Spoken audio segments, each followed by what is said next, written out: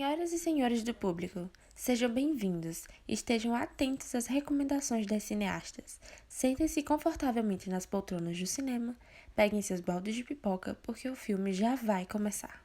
Cena 1, plano 2, tomada 1.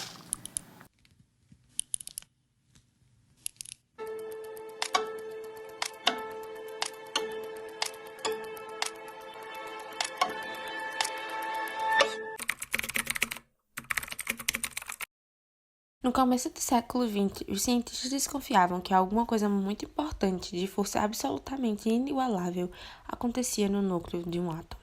Assim, a curiosidade que move a ciência impulsionou as pesquisas sobre a energia atômica, e a empreitada tinha como principais representantes Ernest Rutherford, responsável pelas pesquisas na Universidade de Cambridge, no Reino Unido; Marie Curie, cientista polonesa e pioneira nas pesquisas sobre radioatividade, além dos alemães Max Born, nome renomado da mecânica quântica, e Jacob Frank, juntamente com a grande mente da física Albert Einstein. Porém, inicialmente, desvelar os mistérios da matéria não tinham qualquer finalidade bélica, nem mesmo a intenção de criar uma nova fonte de energia. Em 1932, o inglês James Chadwick comprovou a existência do nêutron. Logo depois, Frederick Joliot e Irene Curie geraram a radioatividade artificial por meio do bombardeamento dos átomos de alumínio com partículas alfa. Nessa época, a comunidade científica do mundo todo agia de maneira uniforme e os estudiosos colaboravam uns com os outros no desenvolvimento da energia nuclear. Todavia, com o acerramento das tensões entre as mais diversas nações, os cientistas passaram a se distanciar e, dessa maneira, as pesquisas seguiram mais independentes, com os países apostando em suas mentes privilegiadas para vencer os gênios de outros países. Niels Bohr, importante nos estudos nucleares, aperfeiçoou as pesquisas sobre fissão nuclear e que, durante a guerra, integrou ao grupo de cientistas alemães, achava que a ciência deveria ir atrás dos avanços, mesmo que isso deixasse aos nazistas com uma bomba atômica nas mãos. Mas para entender melhor essa corrida pelo desenvolvimento da arma mais destrutiva que a humanidade já viu, vamos ter que rebobinar essa fita e voltar um pouco no tempo.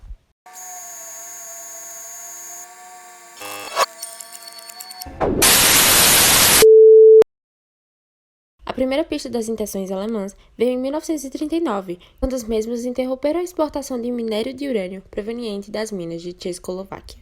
Até então, o urânio servia meramente para colorir cristais de letreiros coloridos. Muitos cientistas logo perceberam que Hitler estava guardando urânio para utilizar nas pesquisas atômicas e tiveram cuidado de atrasar as conclusões sobre a fissão do átomo de urânio para as autoridades. Cuidado esse que o cientista italiano exilado nos Estados Unidos, Enrico Fermi, não teve ao juntar as descobertas de Chadwick, Joliot e Curie, utilizando os nêutrons para bombardear o urânio e desencadear, assim, a emissão de energia a partir do rompimento do átomo. Orgulhoso da sua descoberta, logo se encontrou com o Departamento de Marinha Americana para discutir o emprego dessa tecnologia para fins militares. Albert Einstein, que também estava exilado no país, teria temido a criação dessa tecnologia, em especial a sugestão de Fermi para o uso militar em encontro com o presidente americano. Einstein alertou a possibilidade de uma descontrolada reação nuclear em cadeia causar uma destruição em massa. Assim, a Casa Branca investiu de primeira $6 milhões no projeto Manhattan. O projeto começou em fevereiro de 1940. A iniciativa tinha como principal finalidade coordenar os esforços profissionais de diferentes áreas na produção e desenvolvimento de energia nuclear. Faziam parte físicos, químicos, engenheiros, técnicos e operários de diversos setores. A sugestão de Enrico Fermi passou a fazer sentido para os líderes militares e o governo que tinha a sanha por poder, alimentado pelo crescimento de países como União Soviética e Japão no cenário internacional.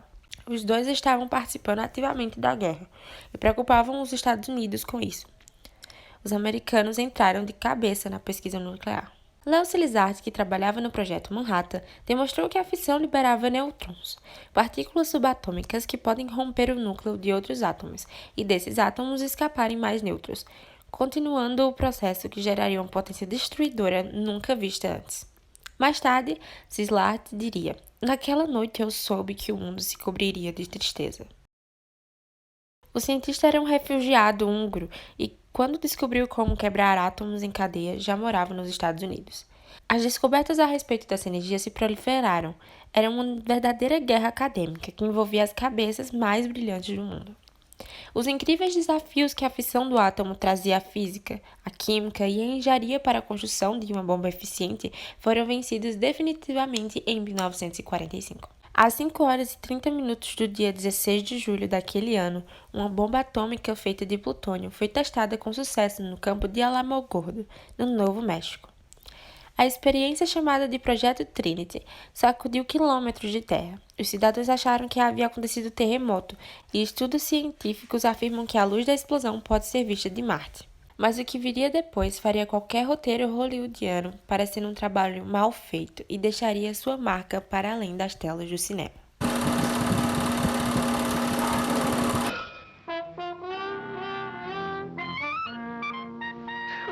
Just like that toys and makers.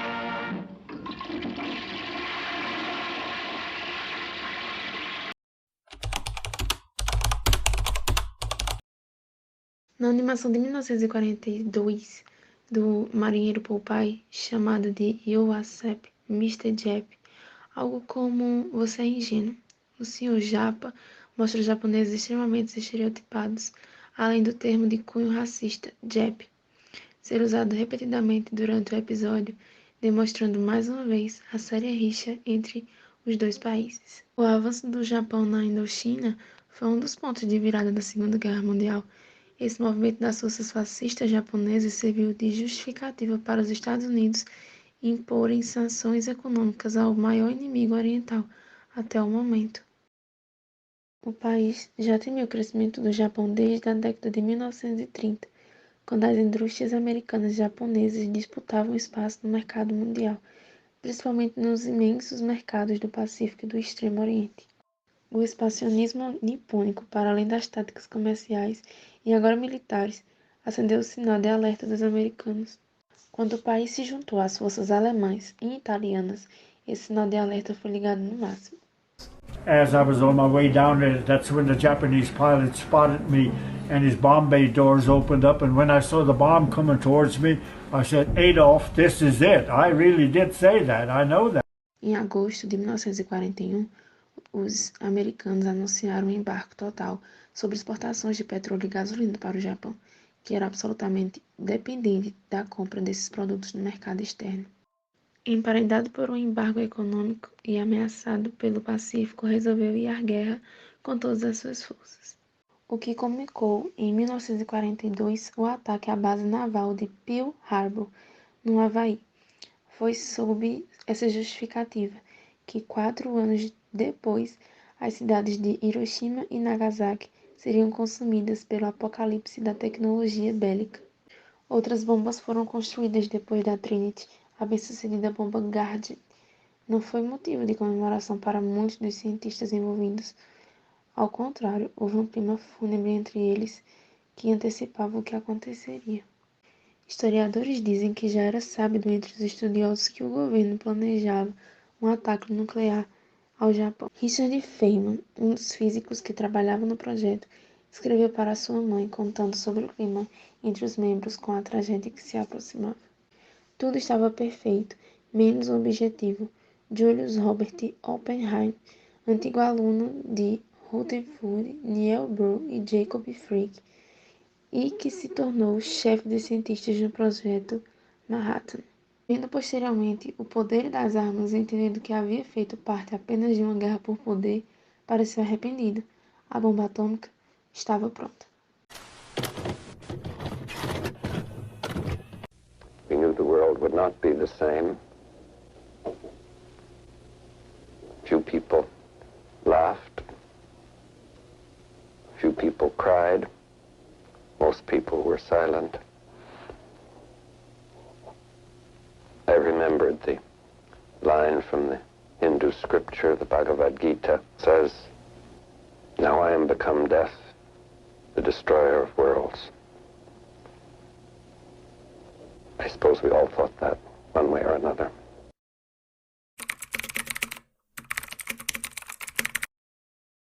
Em abril de 1945, Os Estados Unidos tinham formado um comitê do alvo, a fim de discutir quais cidades japonesas que seriam mais apropriadas para um ataque. A princípio, o comitê indicou 5 cidades: Kokura, Hiroshima, Yokohama, Niigata e Kyoto.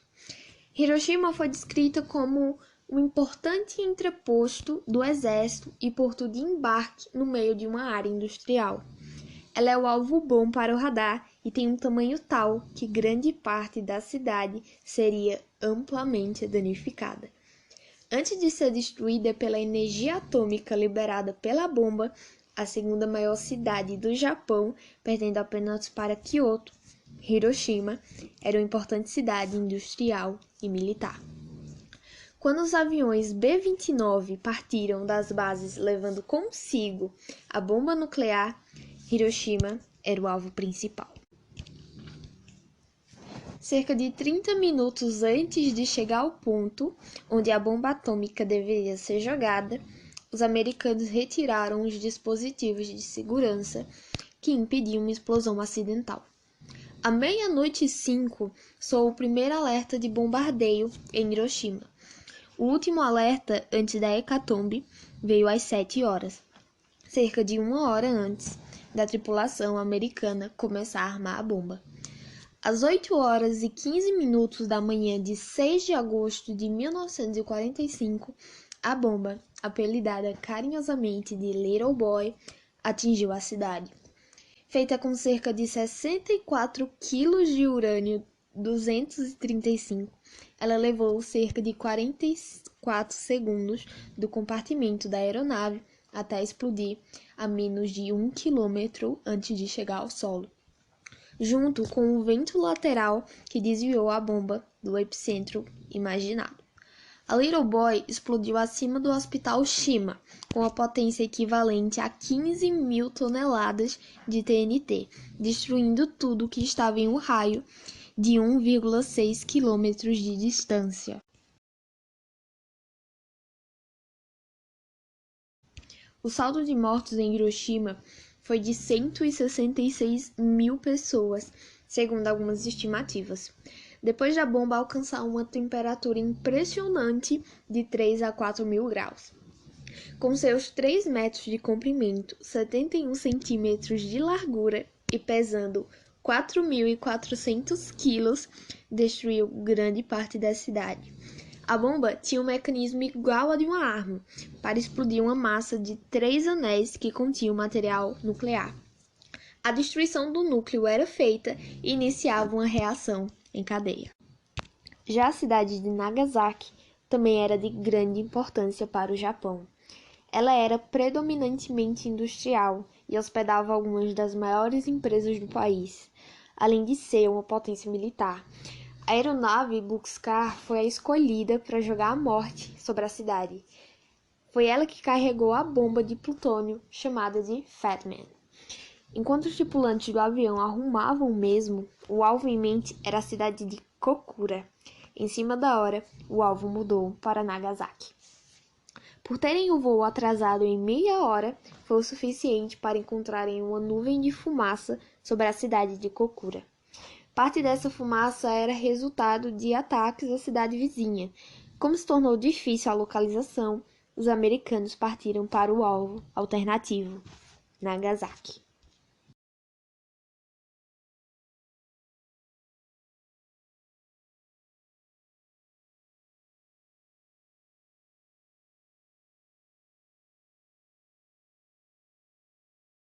Às 11h01 da manhã de 9 de agosto de 1945, 3 dias após os ataques de Hiroshima, a Fat Man, contendo em seu núcleo cerca de 6 kg de plutônio 239, foi lançada sobre o vale industrial da cidade.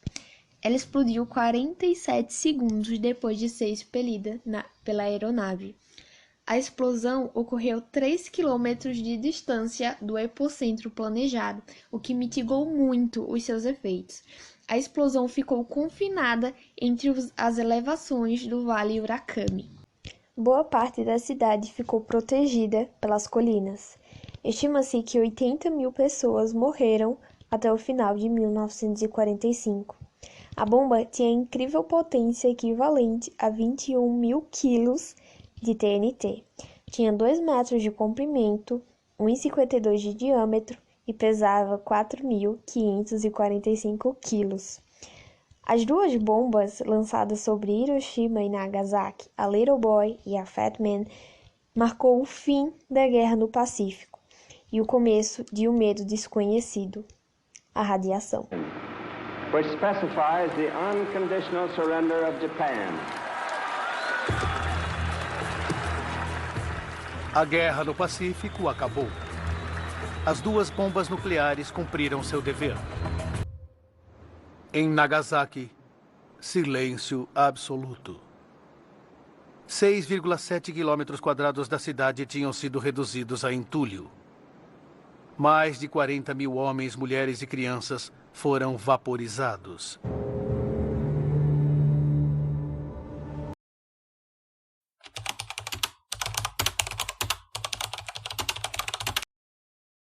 Quando finalmente a senhora Matuzagani encontrou seu filho sobre os escombros da escola, ele já havia sido tomado por náuseas secas e convulsões. Em questão de minutos, os braços da criança ficaram pretos e azuis e ele começou a sangrar, apesar da aparente falta de ferimentos. Seria esse o efeito da radiação que perseguiria os sobreviventes das bombas atômicas, chamados em japonês de Bakusha. Em 18 de agosto, as vítimas que apresentavam pequenos cortes e escoriações começaram a perceber que esses não cicatrizavam. Em 20 de agosto, as vítimas perceberam que seus cabelos caíam, sofriam de mal-estar, fraqueza e náusea.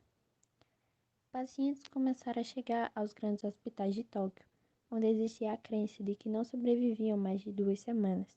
Achava-se que essas pessoas não poderiam receber transfusões de sangue, pois as picadas das agulhas causariam hemorragias incontroláveis. Os médicos começaram a perceber um padrão nos doentes que estavam a 750 metros do hipocentro. Mesmo sem apresentar ferimentos, morreram nas primeiras horas ou dias.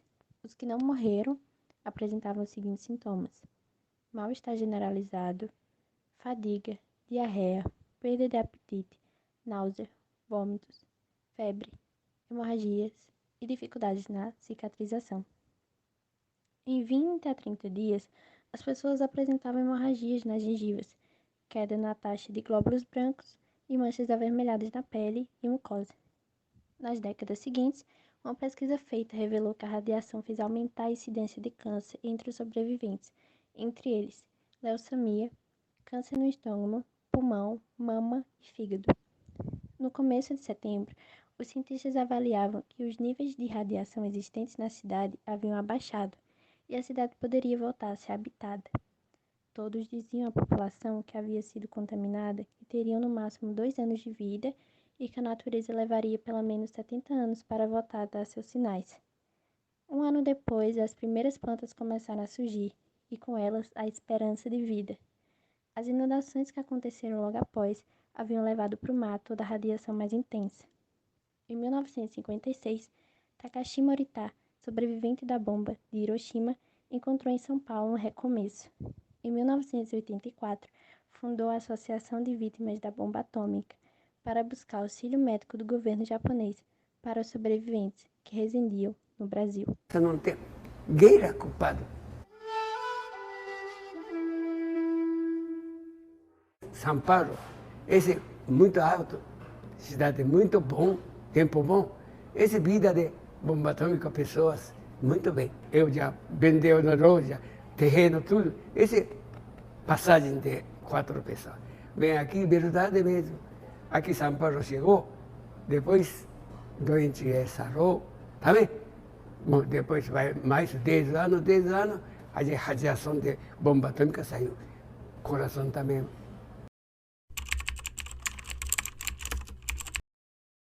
Ambas as cidades hoje são completamente desabitadas e a radiação é mais um problema. O domo da bomba, antigo palácio da indústria de Hiroshima, foi uma das únicas estruturas que se manteve de pé. Atualmente o prédio é considerado patrimônio da humanidade e serve de denúncias aos horrores da guerra.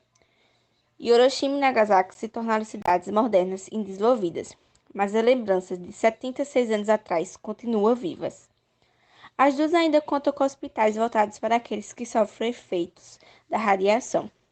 Através de uma produção de Hollywood, digna de Oscar, consigo transmitir as angustiantes memórias daqueles que viveram, não sobreviveram, aos primeiros e últimos ataques nucleares. Desnecessária, tipo, primeiro que a guerra nunca resolve um problema, né? Simplesmente gera um novo problema. Sabemos que os Estados Unidos são o rei da guerra, né? Tudo teleiro. Eles queriam dar um fim à guerra, adivinhe como? Como as guerras. Então decidiram bombear algumas cidades do Japão, em que era Hiroshima e Nagasaki, como se fosse um cala-boca, sabe? Não há argumento que o justifique, tudo poderia ser resolvido em um diálogo. O ataque dos Estados Unidos aconteceu porque queria evitar a necessidade de invasão territorial desse país. O temor americano era que a resistência japonesa fosse obstinada e isso pudesse custar milhares de vidas de soldados americanos. Esse ataque foi uma catástrofe. Edifícios foram destruídos, uma onda de calor incendiário, distritos em radiação varreu o solo, causando a maior parte de óbitos e destruição de 40% da cidade. Poderia ter sido evitado, já que o medo era perder centenas de vidas de soldados americanos. Centenas de milhares de civis foram mortos por conta de uma decisão inquestionável dos Estados Unidos